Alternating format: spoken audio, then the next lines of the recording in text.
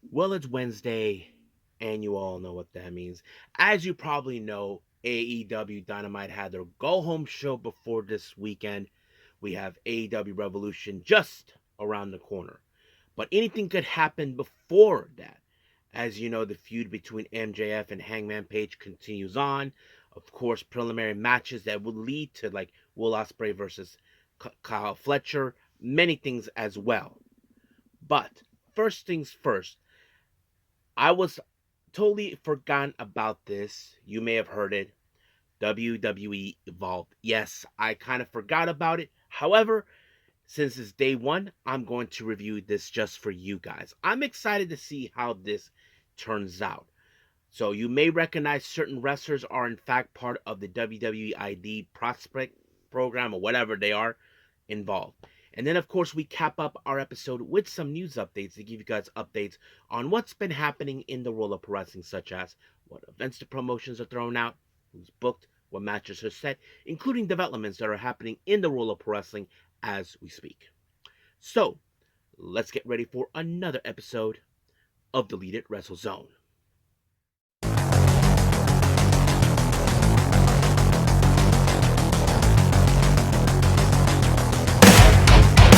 Are you ready? Get up, get up! Get up, get up! Get up, get up! Get up, get up! Get up, get up! Get up, get up! Hey everybody, welcome to Deleted Wrestle Zone, all things that it's pro wrestling with AEW, NXT, New Japan Pro Wrestling, TNA, the National Wrestling Alliance, various promotions, wrestlers, matches, and championships. I am your host, J Rod here. So, if you are new to the channel, welcome. This is a channel we do a lot of pro wrestling reviews from various promotions, not only here in the United States, but also in Japan, Mexico, Canada, Europe, the UK. Anywhere in the world, pro wrestling is not as big, but it continues to grow. We also, of course, do discussion videos, talk about various topics such as the wrestlers themselves, the promotions, factions, storylines, whatever we want to talk about. We also, of course, do more news updates. If certain information was unable to be on this episode, we can either put it on the next one or on a separate video by itself. We also, of course, do real-time news updates to keep you guys on alert if something has happened in the world of pro wrestling that needs to be addressed ASAP. We also, of course, got the Unagi Sayaka Watch and various other cool wrestling content as well. So if you like what you see, please subscribe to us or click on that subscribe button. You'll be getting a lot of daily reviews and other cool wrestling content as well. But if you like this episode, please give us a like on the like button or a nice comment in the description down below. Now, all introductions have been set aside.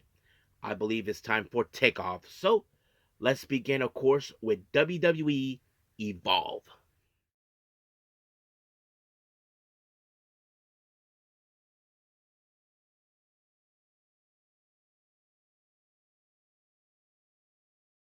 Okay, WWE Evolve. Now, before we proceed, some of you may ask the question, what the hell is WWE Evolve? Now, if you're not a pro wrestling fan in general, then I'll explain this to you in a very interesting way. The word evolve came from a promotion that, in fact, many people recognize, was just called Evolved. It featured, it was promoted by a name Scapoli or Scapili, whatever his name is. He was actually worked with WWE in the past as a booker or something like that. But of course, WWE purchased the rights to Evolve, and they were planning to do something with it. We weren't too sure what. But there have been wrestlers that made an appearance in this, like Darby Allin, um, Drew Gulak, many wrestlers who you may have seen over the years. I think Swerve Strickland was one of them, and a few others. But yeah, so it was a pretty good promotion at the time. But when WWE decided to get rid of NXT Level Up, they thought maybe this would be the proper way to put the wrestlers who you normally don't see on TV, but you get to see them. Now, if you guys want to see this event, there you can see it on Tubi. You can download the app, start an account with them. so pretty much it wouldn't be a problem. But if you guys are not interested in that, that's understandable. I'm sure don't want to waste time with it. But for me, I don't give a fudge about it because I wanted to review it, see what is the different environment of this promotion. Now, we did see an introduction with Shawn Michaels, along with certain wrestlers. Some you may have seen on NXT Level Up, and of course wrestlers who were part of the the WWE ID prospect. So there were those that we will see that in the main event. But however, let's get started with our first match. Our first match, we see Carly Bright and Kendall Gray, who we have seen them appear, and of course in NXT Level Up before they decided to shut that down. They face against Carly Armstrong and Danny Palmer. However, some of you may question how this was the first match, and it's a very exciting thing. However, this match, you ask yourselves, how would this match turn out? Well, to be honest with you, I had a feeling that this match was going to go to Bright and Kendall Gray for some reasons. Reason is this: those two are like thick as thieves. They very cohesion. They're good friends. They have been teaming a lot. But when it comes to Callie Armstrong and Danny Palmer, they are a team that, of course, are a makeshift. Two different styles. Danny Palmer, gymnast. Uh, Callie Armstrong, more of a powerhouse. But however, there were moments where you can see like Kendall Gray and Carly Bright are in fact try to do whatever it takes to win. Not by cheating, but determined to make a statement, and that's exactly what she did. Kendall Gray applied Danny Palmer a armbar onto her after she moonsault accidentally Armstrong, and just like that, she had to tap out. So it was over from there. Now we did see a section of the event called the VIP section. They had Luca Crucifino from the D'Angelo family, and of course a guy named It's Gal. I don't know who he is. I have seen his name, but yes. Our next match is a singles action match. We have Keanu Carver versus Trill London, who is a former football player. So I was not too sure where this was going to go. I mean, I'm sure that Trill London, who may have been a great athlete as a football player, would develop some great techniques. But however, it was Keanu Carver who picked up the win with some amazing power strength with a power bomb or something like that. It seems like a power bomb or a spine buster from I couldn't tell, but they called it a power. The commentators called it a power bomb. But just like that, Keanu Carver makes his first win in Evolved. Now there was an interview made for Luca Cristofino, basically saying that he runs Evolve in the name of the D'Angelo family. So basically, Tony D'Angelo runs the NXT brand while he, of course, runs Evolve. So that's how they wanted to put it out. Now, our next match, this is a WWE ID Showcase Prospect six-man tag. So these are wrestlers that WWE put out that they are a part of their program. First team, we have Sean Legacy, Cappuccino Jones, and Jack Carwheel. Many of you may have seen him. He appeared in promotions like GCW and a few times with AEW in the past, but now they're facing three other guys, Brad Taylor, Ricky Smokes, and Jackson Drake. Now, what I have to say, this was a pretty good main event. I mean, you can tell that Taylor, Smokes, and Drake are determined to win any way possible. But however, their opponents, Legacy, Jones, and Cartwheel, are determined to not let that happen. But in the end, it was, of course, Sean Legacy with the shambles onto Brad Taylor that allowed him to pick up his first win in Evolve. And just like that, they're in the record books, the first main event in Evolve. However, right after the match, Callie Armstrong was pissed, like she's looking for a singles match. I'm not sure if she wants to get a piece of Danny Palmer. We'll just have to wait and see when that happens. And then, of course, NXT General Manager was in talks with Shawn Michaels, saying they have some ideas for the main event next week. So I can't wait to see that, and I'm sure you guys probably want to hear about that too. So if you guys haven't seen it, go apply for the Tubi on the app and set up an account. You guys get to see it. So good thing I saw it. If you guys don't want to waste time watching it, that's cool. I'm not gonna push it. So we'll see what happens. But right now, let's move on with our next review, and this is, of course, AEW Dynamite.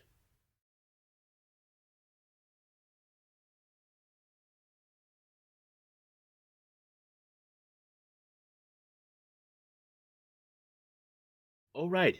AEW Dynamite. It opened up with MJF. As you know, the feud between him and Hangman Page continues on, so he begins to call him out. But the real question is, will he show up? Well, he did show up a little later, chase him down, try to beat him up. Then, of course, as always, that snake of a grass MJF just knocked him out with the diamond ring that he always wins. But however, he was attempting to go drastic. He brought in a container of gasoline, poured it onto him, attempting to burn him alive. However, of course, security and refs managed to stop him, but he was begging the referee, everybody, to just let him prove his point. But of course, they were not going to let him do that. So he got away like that. But however, let's see what happens here on out. Now, we did see a contract signing for the number one contendership for the AEW world title, Swerve Strickland versus Ricochet. Now, this whole ordeal happened. However, Ricochet, as you know, reminded Swerve, hey, you were the one who embarrassed me the last time. You decided to throw some toilet paper around me after losing, of course, that tournament that he was involved in. So basically, that was the whole point. Once the contract was signing, Ricochet was attempting to use the scissors again against him, but Swerve got a little smarter this time, so he brought a pair of scissors himself, made him bleed. So basically, we all know what's going to happen. However, Swerve and Ricochet will be in the match tag team later on, where of course Swerve will team up with Brody King, who will be challenging Kazuchika Okada for the Continental title, and Ricochet will be teaming with Okada himself. So that's the main event for folks and boys and girls. So let's move on with our first official match. We have Will Ospreay, Mark Briscoe, Orange Cassidy, and Powerhouse Hobbs. They take on, of course, the Bad Apple, Brian Keith, and members of the Don Callis family, Mark Davis, and the Murder Machine, Lance Archer and Brian Cage. However, that snake of a grass, that crazy narcissist Don Callis was there too. Now, you know Don Callis would try to stomp on his victims. That's always his case because he thinks that, oh, you're a narcissist. No, dickhead, you are a narcissist yourself. That's how it works. So anyway, you probably can say there was a lot of turmoil taking place in the match. But, however, it was, of course, Will Ospreay that walked away with the win when he applied the hidden blade. But, however, Mark Davis decided to choke him out while everybody was trying to deal with the carnage outside. However, Kyle Fletcher decided to break the injured back of Will Ospreay once and for all before they get to the steel cage. But something has gone wrong with Mark Davis. Seems like he was not satisfied about the things that were going on. Apparently, we don't know what kind of hold Don Callis has on Davis, but we will see soon enough. Now, our next match we have, of course, Wheeler Yuta taking on the Rated R superstar Copeland. As you know, Wheeler Yuta was given strict instructions by Jon Moxley to take out Cope. Well, of course, Wheeler Yuta did everything in his humanly power to do whatever it takes to stop him. But Cope was able to, of course, walk away with the win when he speared him. And then he shake his hand. I don't know what else happened. But the next thing you know, Jon Moxley, as you know, he is losing control. Pac was out, Claudio was out, and so was Marina. So basically, he was all alone. And of course, Wheeler Yuta had it with the crap of Moxley. So basically, Moxley was willing to admit, yes, he's alone, that he has no one. So basically, this was Cope what was intending to do. Now, we did see a little interview with Tony Storm, conducted by Lex Lanier, talk with director Ash about the upcoming movie Queen of the Ring, which she stars in it. So, of course, they were going to do a little promo about that, which is no surprise.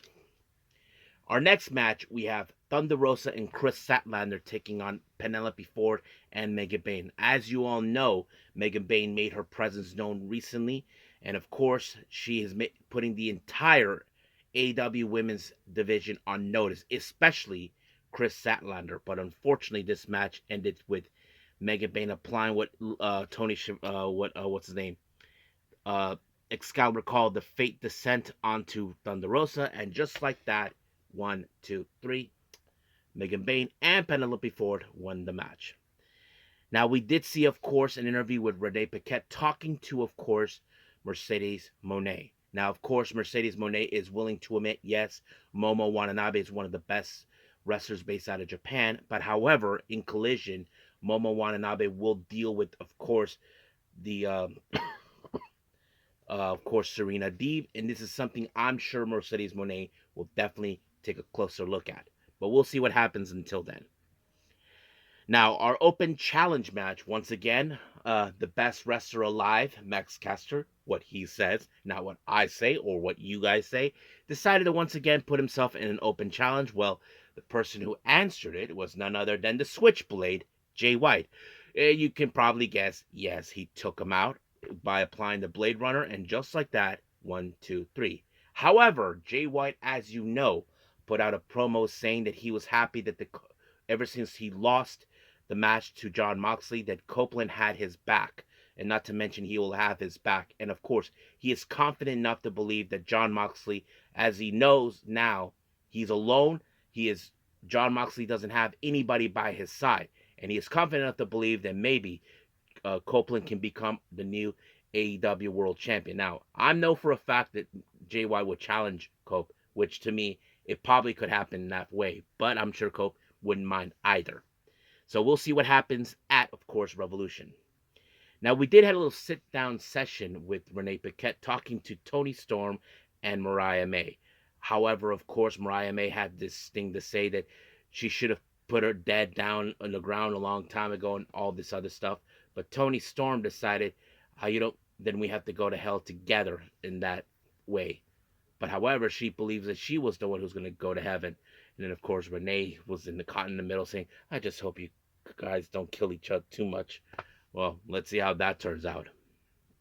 Now, our main event, Ricochet versus Kazuchika Okada taking on Brody King and Swerve Strickland. I have to say, Swerve and Brody did a pretty good job teaming up, despite the fact that they were, of course, a makeshift team. Well, both teams were.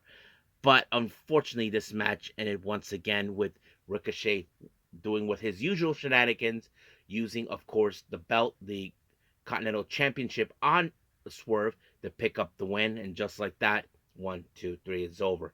But the real question is, will this be the result for Ricochet to win?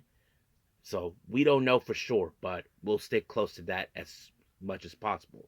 But for right now, we are done with our reviews. Let's move on with our last and final thing, news updates.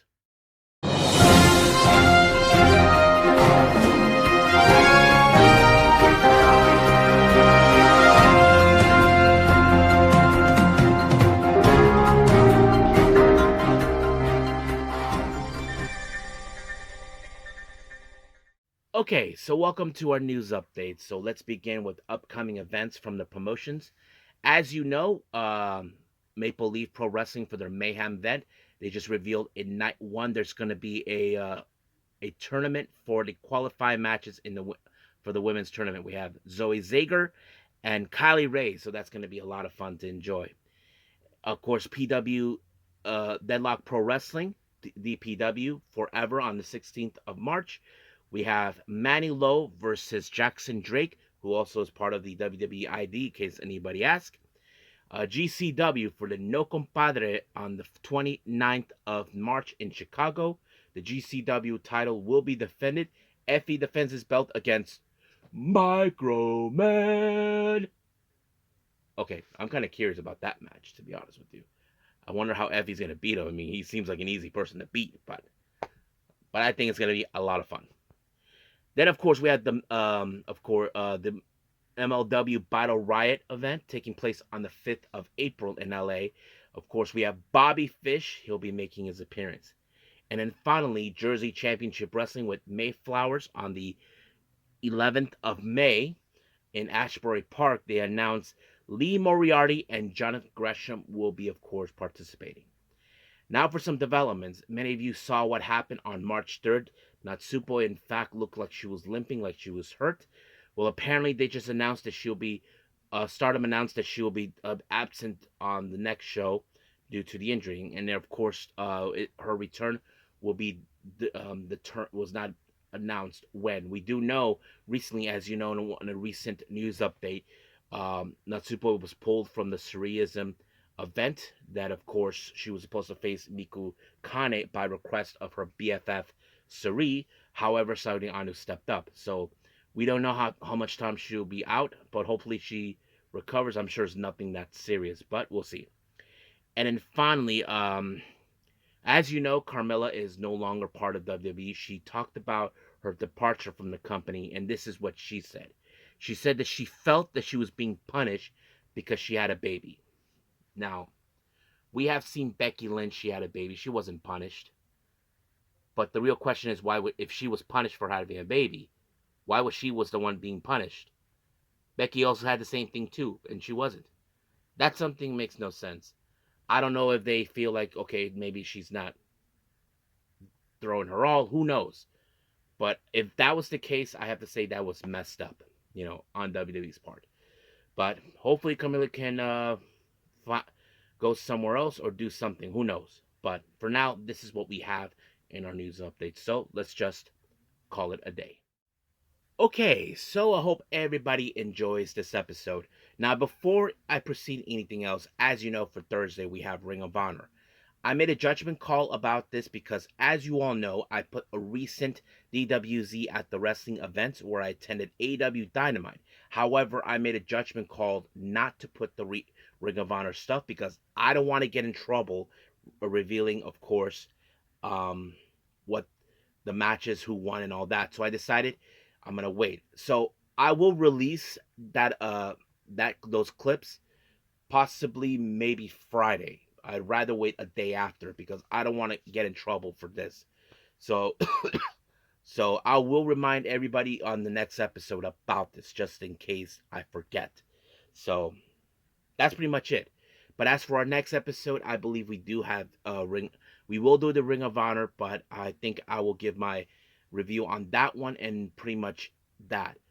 And of course, we have TNA. So as you probably know, we're getting closer to Sacrifice as well. But that's pretty much it. What we have for all of you. So I will say this: that I will see you guys in the next DWZ time, same DWZ channel.